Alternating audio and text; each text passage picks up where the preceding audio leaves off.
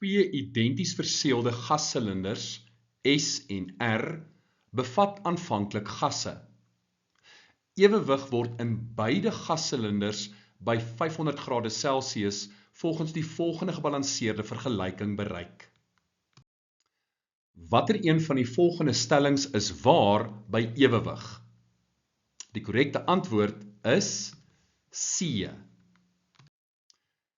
In gassilinder R het ons 1 mol waterstofmolekules, met ander woorde, daar gaan 2 mol waterstofatome in gassilinder R wees. En net so het ons 1 mol jodiummolekules, so daar gaan 2 mol jodiumatome hier teenwoordig wees.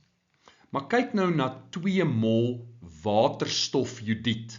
Dit beteken ook, jy het 2 mol waterstofatome en 2 mol jodiumatome. So, beide silinders het dieselfde aantal mol waterstofatome en dieselfde aantal mol jodiumatome. Hulle kom net in verskillende vorms voor. Nou dink gou mooi. Die silinders is identies, hulle het dieselfde volume, hulle is by dieselfde temperatuur, naamlik 500°C.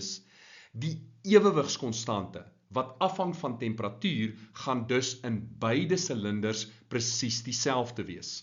En as ons dan kyk, en ons skryf ons vergelyking vir ons ewewigskonstante, dan is dit die konsentrasie van waterstofjodied gekwadreer, gedeel deur die konsentrasie van die waterstof maal met die konsentrasie van die jodium.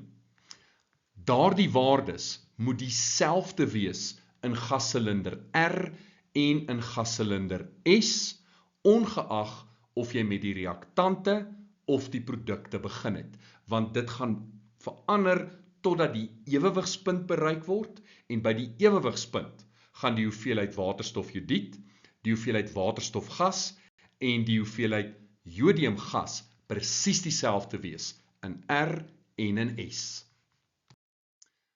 Beide R en S gaan dus dieselfde hoeveelheid waterstofgas, jodiumgas en waterstofjodiedgas bevat, en dit is C.